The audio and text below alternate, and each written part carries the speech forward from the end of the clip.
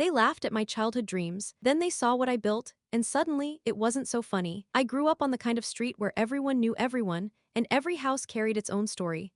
Mine carried a secret.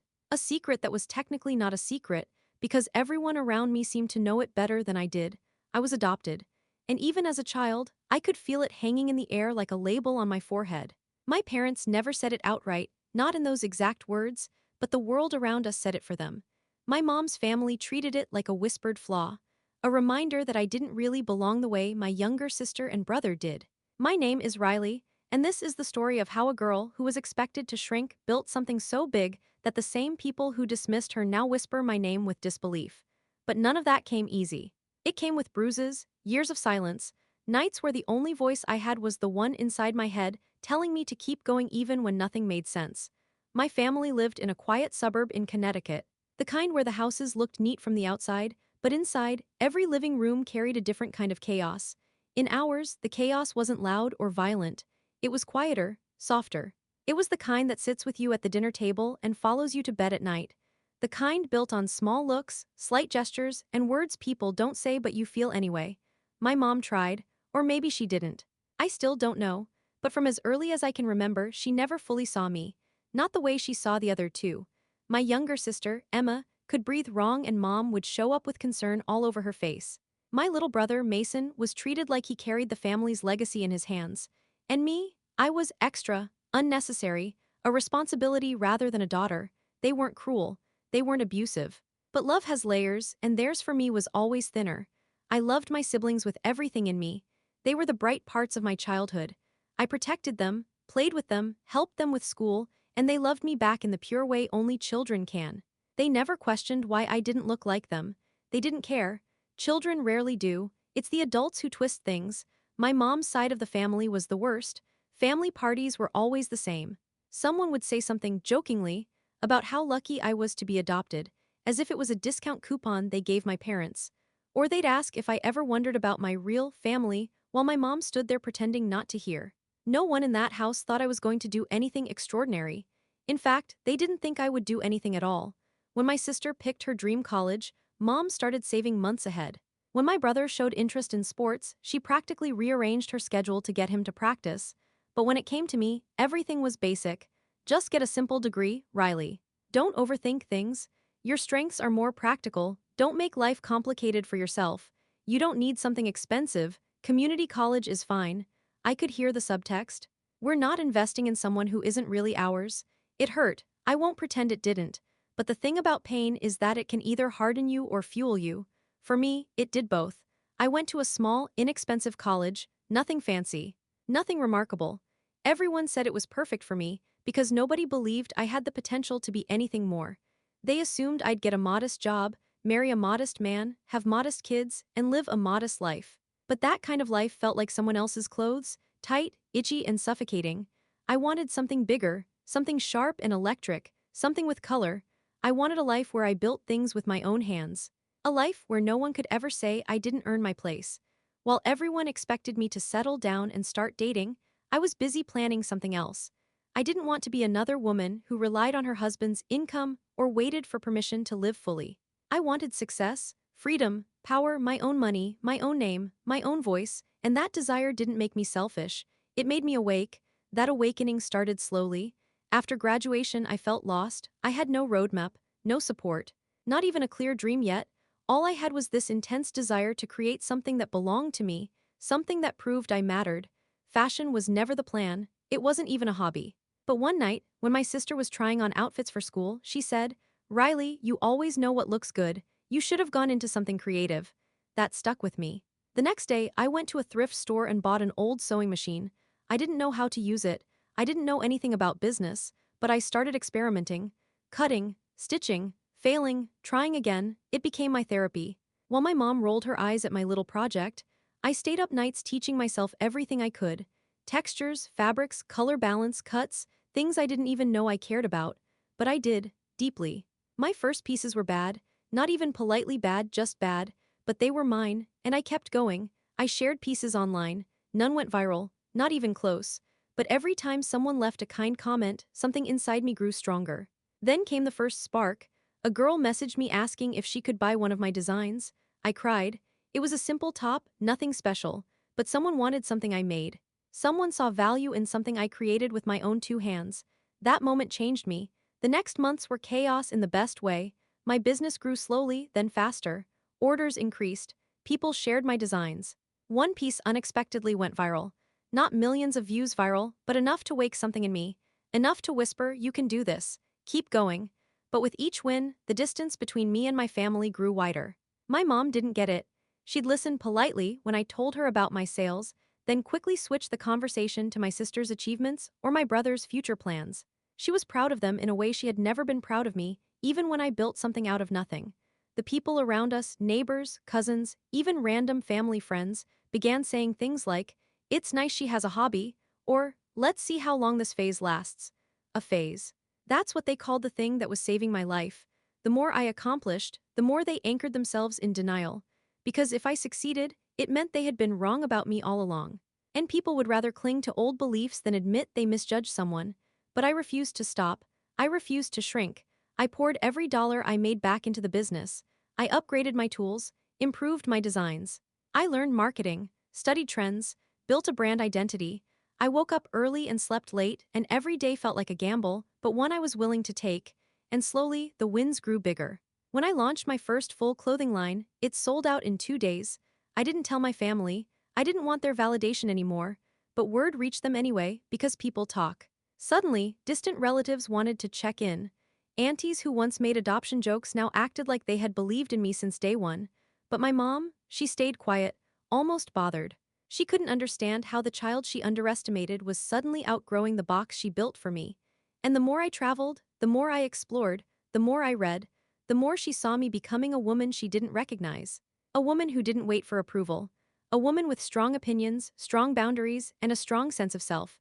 People don't like women like that, especially in a world that prefers us soft, obedient, easily impressed, easily controlled.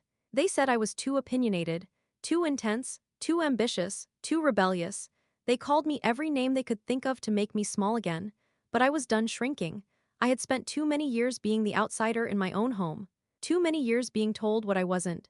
Too many years being half loved, half seen, half heard. So I chose myself. As the months passed, my life kept moving forward, but my relationship with my family stayed stuck in the same old place. It was like no matter how far I went, they kept me in the version of myself that made sense to them. The girl who wasn't expected to shine, the girl who wasn't supposed to go anywhere. Even when I outgrew that version, they treated me like I'd slipped into a role I had no business playing. Sometimes, when I visited Connecticut for family dinners, I'd sit at the table and feel the weight of who they refused to let me become. My siblings would ask me about my business, excited and proud, but my mom always brushed the conversation aside. She'd jump to talking about someone else's success or focus on the smallest detail about me that she could criticize: my hair, my shoes, my tone, anything she could frame as not good enough. The thing is, I didn't come home for validation. I came home because my siblings were still the softest part of my heart. I loved them in a way my mother would never understand. I wasn't bitter toward them, not for a second. They were innocent. They didn't cause the wounds.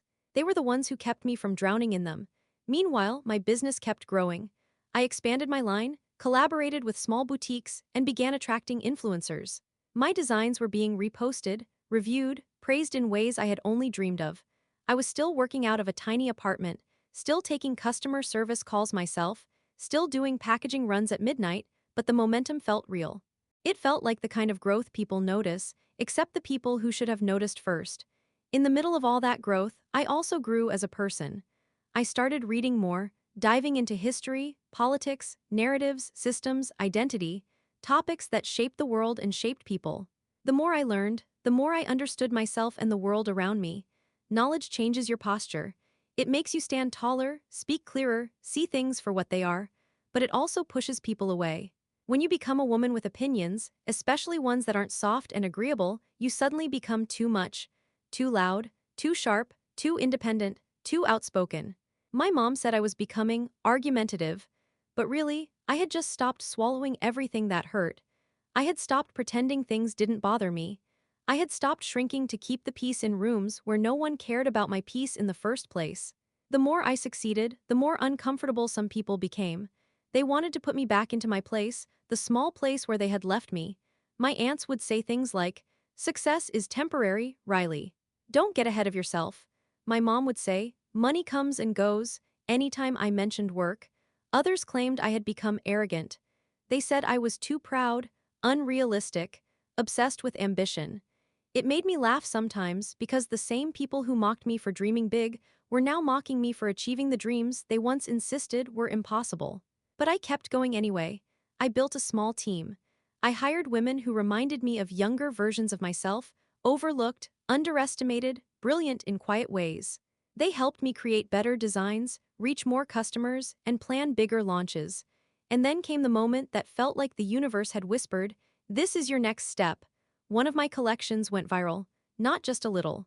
Truly viral, orders poured in overnight, publications reached out, influencers tagged me without being asked, stores wanted wholesale partnerships, my apartment looked like a shipping warehouse. My kitchen became a fabric storage room. My living room turned into a studio. It was chaos, but for the first time in my life, chaos felt like a blessing. I finally rented a small workspace just outside the city, a cheap, equi-loft with bad heating and questionable plumbing. But it was mine, my first real workspace. I stood in the middle of it on the first day, staring at the empty room with tears in my eyes, because for the first time, I could physically see what I had built. No one gave this to me. No one believed in me. No one paved the way. I carved this path alone. And yet, even then, the comments from home didn't stop.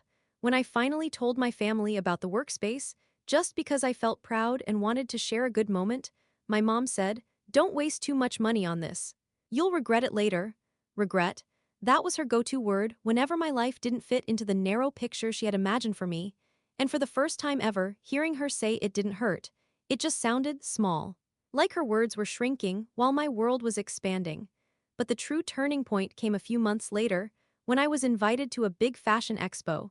Small designers like me rarely got the chance to be showcased there, but one of my pieces had gone viral again and caught the attention of someone on the selection committee. This expo wasn't just any event, it was the place where careers could change overnight. Major buyers attended. Big brands scouted talent. It was the kind of opportunity my younger self wouldn't have even allowed herself to dream about. I prepared for weeks. My team helped me perfect every detail: stitching, fit, fabric selection, color combinations, everything. I barely slept. I barely ate. I pushed myself to show up as the best version of the woman I had fought to become. When the day finally came, I felt something I rarely felt: pride. Real pride. I stood in that expo hall surrounded by designers I had admired from a distance for years, and somehow I didn't feel small. I felt like I belonged there. And then something happened that I didn't expect. My family showed up. Not the supportive ones, not the siblings who adored me, my mom, my aunts, 3 cousins, the same people who barely showed interest. The same people who once said my business was a phase. They walked through the expo doors with matching expressions, half curiosity, half disbelief. I froze when I saw them. For a second, I felt like I was 14 again, sitting at the dinner table, invisible and unwanted. But then my team walked up behind me. The models wearing my designs stepped into the spotlight. My booth lit up. People gathered around my brand name, taking photos of my pieces, complimenting the work, asking about prices, asking about partnerships. I wasn't that girl anymore. I wasn't the outsider at the table.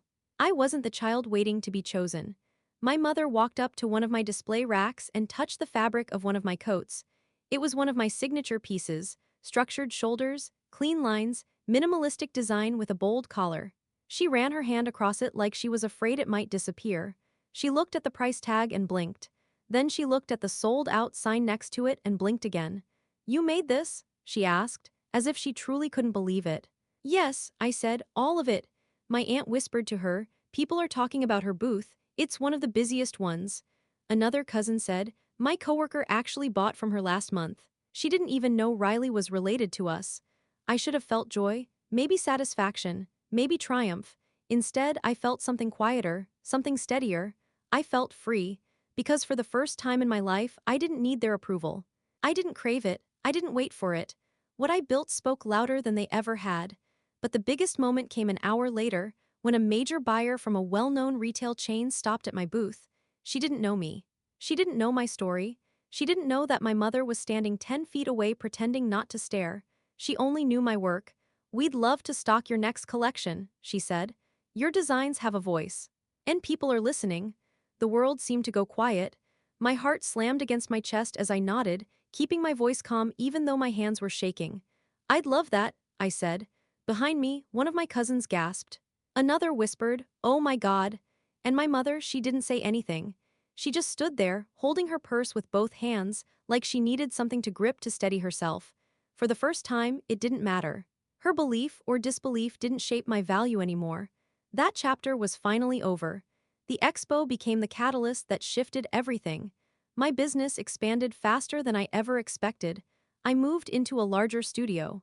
I hired more staff. I traveled Paris, Tokyo, London, anywhere that inspired me. I met designers, learned from them, studied trends, studied history, studied systems, studied everything that made me sharper, wiser, more grounded. And with every new experience, I grew stronger, more complete, more myself. But here's the real twist. My success didn't magically fix my relationship with my mom. It didn't heal old wounds. It didn't rewrite the past. Some people never give you the apology you deserve. Some bonds never become what you hoped for. Some mothers never learn how to love all their children equally. That's the painful truth. But success doesn't erase pain. It transforms it. It gives you power over it. It lets you say, "You didn't see me, but I see myself now." And in the quiet moments, when I look back at the girl I used to be, the girl who felt unwanted, overlooked, dismissed, I feel nothing but gratitude for her. She didn't break, she didn't fold, she didn't give in. She carried dreams no one believed in. She kept going even when the world told her she had no right to want more. She built the foundation I stand on today. So when you see people laughing at your dreams, let them. Let them underestimate you. Let them assume small things about you. Because one day, they'll see what you built, and when they do, their laughter will fall silent.